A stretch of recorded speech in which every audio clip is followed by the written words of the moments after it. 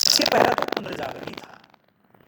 पुनर्जागरण की जो भावनाएं थी या जो चेतना विकसित हुई, उन्होंने भौतिकवाद व चुनौतीवाद की प्रवृत्ति का विकास किया था। और उसके बाद समुद्री यात्राओं की खोज की गई। अनेक देशों के लोग एक दूसरे के यहाँ आए और गए। इससे वाणिज्यवादी प्रवृत्ति को बढ़ावा मिला।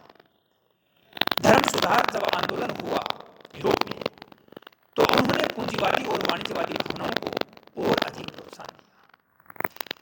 धीरे धीरे जब नवीन चेतना का विकास हुआ, तो 15वीं शताब्दी में वस्तुओं के नगद आदान प्रदान में बैंकिंग प्रणाली का विकास हुआ। और बैंकिंग प्रणाली ने वाणिज्यवाद या व्यापार को और ज्यादा प्रोत्साहन दिया।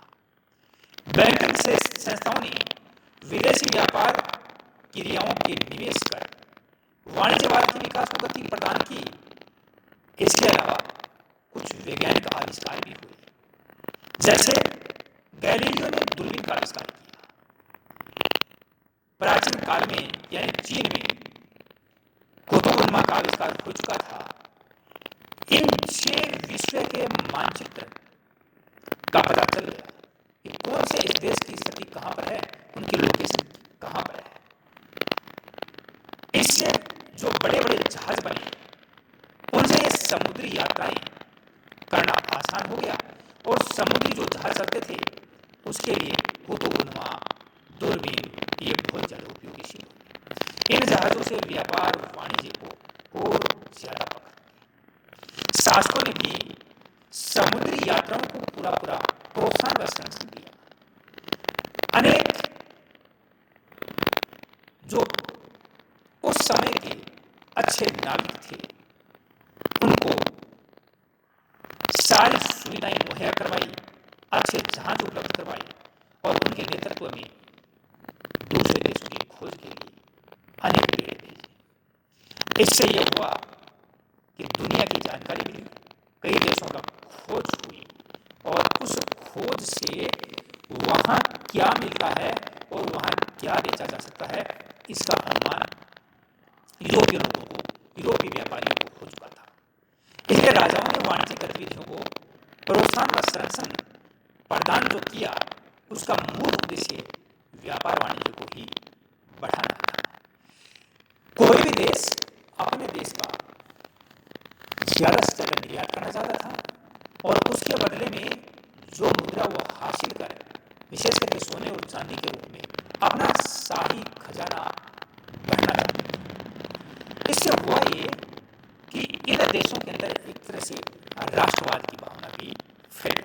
तो ये प्रमुख प्रेरक तत्व थे, जिसमें पुनर्जागरण भी आएगा, आपके वैज्ञानिक आविष्कार भी आएंगे, धर्म सुधार आंदोलन भी आएगा, विदेशी या विदेशों की खोज है वो भी आएंगे, वैज्ञानिक के आविष्कारों में दूरबीन है, कुतुब है, इनका भी महत्वपूर्ण योगदान है, बैंकिंग प्रणाली की महत्वपूर्ण योगदान है। तो ये महत्वपूर्ण चीजें थी जिनके प्रोत्साहन से व्यापार वाणिज्य और अधिक फैला। अब है कि इस वाणिज्यवाद के परिणाम क्या।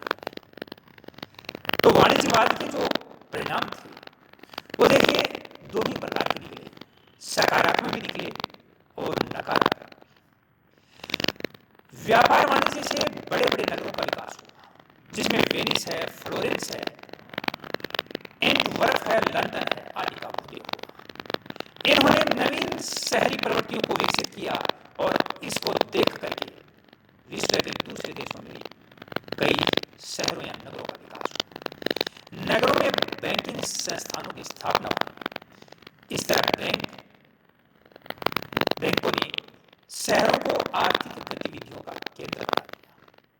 वाणिज्यवाद का आधार धातुवाद था, इसलिए इस चीज का सकारात्मक और नकारात्मक भी प्रभाव पड़ा, क्योंकि धातुवाद से कुछ जो धनी राष्ट्र थे जिनके अंदर उद्योग धंधे खूब विकसित हो गए थे, उत्पादन खूब होने लगा, उन्होंने दूसरे देशों में अपने उत्पाद बेच करके संसार का अधिकांश सोना चांदी जो धातु थी वो अपने यहाँ कोष के अंदर भर दिया। इसलिए सोने का, चांदी का केंद्रीकरण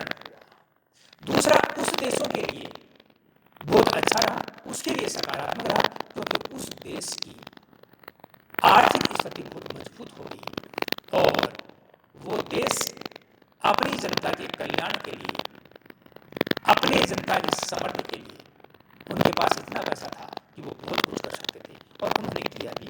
और वो पैसा उन्होंने वैज्ञानिक आविष्कार व प्रगति के काम में उन्होंने लगाया। इसका सर्वाधिक विकृत जो रूप था वह था दास। जब वैज्ञानिक आविष्कार हुए, उद्योग धंधे चले, तो उनके लिए सस्ते मजदूरों की जरूरत पड़ी। बड़े बड़े जो कृषि के फार्म बने, उन फार्मों के लिए मजदूर की जरूरत पड़ी। तो इससे यह हुआ कि कुछ लोगों ने दास व्यापार प्रारंभ कर दिया। वे एशिया व अफ्रीका, विशेष करके अफ्रीका के देशों से मानव को पकड़ पकड़ करके जहाजों में ठूस ठूस करके यूरोप के बाजारों में उसे बोली लगाकर बेचते थे। और इनमें सबसे बड़ा काम स्पेन व इंग्लैंड जैसे उपनिवेशों ने किया। इन्होंने अफ्रीका से दास खरीद कर उनको यूरोप व अमेरिका के में अमानवीय तरीकों से बेचकर अत्यधिक लाभ उठाया। वाणिज्यवादी गतिविधि का एक महत्वपूर्ण परिणाम था पूंजीवाद, जिसने औद्योगिक क्रांति को संभव बनाया। तो पूंजीवाद का अभ्युदय भी वाणिज्यवादी गतिविधियों का ही परिणाम था, जिसके परिणाम स्वरूप भविष्य में उदारवाद का प्रारंभ हुआ। उदारवादी विचारकों ने मताधिकार, विचारों की स्वतंत्रता, धार्मिक स्वतंत्रता और संपत्ति के अधिकार व उद्यम की स्वतंत्रता का समर्थन किया। तो ये भी वाणिज्यवाद का ही परिणाम था। वाणिज्यवाद ने कई राष्ट्रों को समृद्धशाली बनाया। बहुमूल्य धातुओं की प्राप्ति तथा मसालों व दासों के व्यापार से ये देश इतने समृद्ध बन गए कि दुनिया का अधिकांश पैसा इन्हीं के पास था। और इनसे वे अपने राष्ट्र के अंदर, यानी जब धन इनके पास आ गया तो शक्तिशाली राजतंत्रों की स्थापना हुई। और इन राजतंत्रों का महत्वपूर्ण योगदान था क्या कि विश्व के अधिकांश देशों को, जो निर्धन देश हैं, उनको उपनिवेश बना दिया जाए। कालांतर में बहुमूल्य धातुओं के स्थान पर मुद्रा का प्रचलन हुआ। इससे व्यापारिक जटिलताओं में कुछ समाधान भी हुआ। तो कहने का मतलब, व्यापार वाणिज्य की आवश्यकता थी मुद्रा, इसलिए मुद्राओं का आविष्कार भी हुआ। इसके अलावा वाणिज्यवादी युग में उपनिवेशों पर आधिपत्य स्थापित करने की प्रक्रिया में यूरोपीय जो राष्ट्र थे, उनके द्वारा उन देशों की सभ्यता एवं संस्कृतियों को नष्ट करने का काम भी किया गया। बहुत से देशों की जो उनकी स्वयं की सभ्यता और संस्कृति थी, वो नष्ट हो गई। अपने धन संपत्ति या धन प्राप्त करने की लालसा के उद्देश्य से एशिया व अफ्रीका तथा अमेरिका के लोगों को निर्ममता से लूटा और उन पर भयंकर अत्याचार किए। ये नकारात्मक या दुष्परिणाम कहना चाहिए। वाणिज्यवादी विस्तार से धार्मिक गतिविधियां भी शुरू हुई, क्योंकि अनेक यूरोपीय जो पादरी थे, उन्होंने अपने जेसुइट धर्म प्रचार के लिए विदेशों में भेजे। वाणिज्यवाद की मूल प्रवृत्ति शोषणात्मक थी, किंतु इससे अनेक क्षेत्रों में कई लाभ भी हुए। यानी मूल तो इनका शोषण ही था, क्योंकि शोषण करने से ही किसी भी देश या व्यापारी या उद्योगपति को फायदा हो सकता था। 16वीं 17वीं शताब्दी में विश्व के सभी देश परस्पर निकट आ गए। किससे? व्यापार वाणिज्य। क्योंकि इस व्यापार और वाणिज्य ने एक देश को दूसरे देश के नजदीक ला दिया, उनका आपसी संपर्क बढ़ा दिया। इससे अंतर्राष्ट्रीयवाद की अवधारणा को जन्म मिला। वाणिज्यवाद के व्यापक विकास से शेष विश्व के देश यूरोपीय विचारों व संस्थाओं से प्रभावित होकर कुछ लाभ भी उठाया। इंग्लैंड ने अनजाने में ही अपने उपनिवेशों में स्वशासन की संस्थाओं का गठन किया था। इन्हीं संस्थाओं ने फिर बाद में अपने देश को स्वतंत्र करा करके अपने यहाँ पर स्वतंत्र संस्थाओं का स्थापना। इस युग से, यानी कौन से? वाणिज्यवाद के युग से समस्त विश्व में स्वतंत्रता, बौद्धिकता व धर्मनिरपेक्षता आदि सिद्धांतों को मान्यता मिली। इस प्रकार वाणिज्यवाद के महत्व को अस्वीकार नहीं किया जा सकता। भले ही उसके कई भयंकर नकारात्मक परिणाम भी निकले, लेकिन फिर भी इसने विश्व को एक गति दी और इस प्रगति से विश्व में एक नवीन चेतना आई। लोगों के ज्ञान और विज्ञान में वर्ती हुई। लेकिन इस वाणिज्यवाद को कभी भी अच्छी दृष्टि से नहीं देखा गया, क्योंकि इनका मूल क्या था? शोषणात्मक। तो इसलिए जब इसको पसंद नहीं किया गया तो उसके स्वरूप में चेंज करने का बीड़ा सभी देशों ने उठाना प्रारंभ कर दिया। इससे वाणिज्यवाद का पतन हुआ, और वाणिज्यवाद का जो पतन हुआ वो 18वीं शताब्दी में प्रारंभ हो चुका था। क्योंकि किसी भी व्यवस्था का जब उदय होता है तो उसमें कुछ अंतर्निहित विरोधी तत्व भी होते हैं। जब वे विरोधी तत्व हावी हो जाते हैं तो वो व्यवस्था या तो अपना स्वरूप बदल लेती है या फिर बाद में उसका पतन हो जाता है। तो वाणिज्यवाद का जो पतन हुआ उसके भी कुछ कारण हैं। पहला है, धन को अधिक महत्व दिया, वही धातुवाद।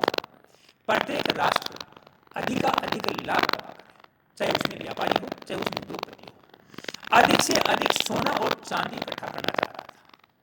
कहने का मतलब, सोना चांदी अगर उसको व्यापारिक मान्यता लेन देन के रूप में मिली हुई थी तो वो बाजार में रहना चाहिए, लेकिन ज्यादातर ये कोष के अंदर जमा हो गया।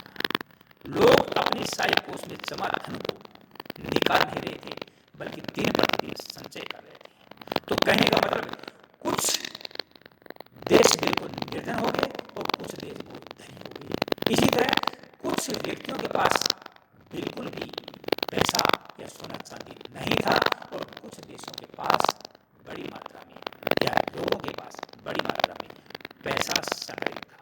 इससे लोक कल्याण की भावना को झटका लगा, क्योंकि अगर ये पैसा कहीं सार्वजनिक कोष में होता तो फिर भी लोक कल्याण के लिए लगाया जा सकता था, लेकिन ये तो निजी लोगों के निजी कोष में जमा था। तो एक तो सबसे बड़ा दुष्परिणाम इसका था वो था धन को अत्यधिक महत्व। दूसरा कारण था निरंकुश शासकता। स्पेन है, इंग्लैंड है, फ्रांस है, इन्होंने औद्योगिक गतिविधियों का संचालन शुरू कर दिया। उद्योगों में जो माल का उत्पादन हुआ अपने उपनिवेशों में बेचा। इसमें ये राष्ट्र हैं बड़े शक्तिशाली हो गए, और यहाँ पर राजतंत्रात्मक शासन व्यवस्था थी, इसलिए ये राजतंत्र बड़े निरंकुश हो गए। और निरंकुश इस तरह थे कि संपूर्ण सत्ता इन्हीं के आसपास केंद्रित थी। वे स्वेच्छाचारित राजा की भांति काम करते थे, पग पग पर अपनी शक्तियों का प्रयोग करते थे।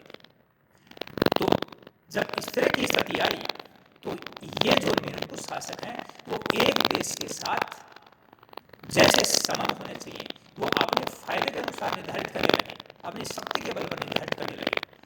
इनसे समाज के अंदर भी और देशों के बीच में भी कटुता है, और स्वयं के देश में भी निरंकुश राजा के खिलाफ विद्रोह है। एक पतन में योगदान जो दिया वो था कृषि का कम महत्व देना। अधिकांश जनता कृषि पर आधारित थी। वाणिज्यवाद में जो व्यापार में सर्वाधिक महत्व दिया गया उसमें कृषि को उद्योग के बाद महत्व दिया गया। पहला महत्व उद्योग को दिया गया, और उद्योग के अंदर ज्यादातर कृषि से ही उत्पादन होता था, वही उस उद्योग का कच्चा माल होता था। परंतु कृषि के महत्व को समझा नहीं गया, इसलिए दिन प्रतिदिन कृषि के अंदर ऐसी व्यवस्था आई कि कृषि में आज वो ही चीजें पैदा की जा रही हैं जो उद्योग के लिए थी। इसलिए विशेष करके अनाज के लिए पूरे विश्व के अंदर कमी आ गई। दूसरी बात यह थी कि कृषक को बहुत ज्यादा मेहनत करने के बाद भी कुछ हासिल नहीं हो पा रहा था, इसलिए किसान की स्थिति है वो काफी दयनीय हो गई। और एक परिणाम ये भी, पतन का कारण ये भी था परिवर्तनशीलता का अभाव। वाणिज्यवाद के अंदर जो शून्य के जो मूल मंत्र थे, जैसे धातुवाद, धन से अधिक धन प्राप्त करने की लालसा, अधिक से अधिक लाभ प्राप्त करने की लालसा, केवल निर्यात ही किया जाए, आयात कुछ नहीं किया जाए, ये ऐसी चीजें थी कि वाणिज्यवाद यदि समय के साथ इनमें परिवर्तन कर लेता तो उसका पतन नहीं होता। लेकिन वाणिज्यवाद में शामिल देशों लोगों ने अपनी मूल प्रवृत्तियों को नहीं छोड़ा, और जब मूल प्रवृत्तियों को नहीं छोड़ा तो स्थिति ये थी कि कोई भी आयात तो करेगा नहीं और निर्यात करे तो हर देश की प्रवृत्ति ये होगी, तो व्यापार वाणिज्य पर अपने आप ब्रेक लेते हैं कि एक देश का आयात दूसरे देश का निर्यात होता है। इसलिए सभी देशों ने उतना ही आयात किया जितना वो निर्यात कर रहे थे। तो कहने का मतलब अब निर्यात भी कम हुआ और आयात भी कम हुआ, तो इससे जब परिवर्तन नहीं आया तो अपने आप वाणिज्यवाद है वो नष्ट हो गया। तो ये इसके प्रमुख कारण थे।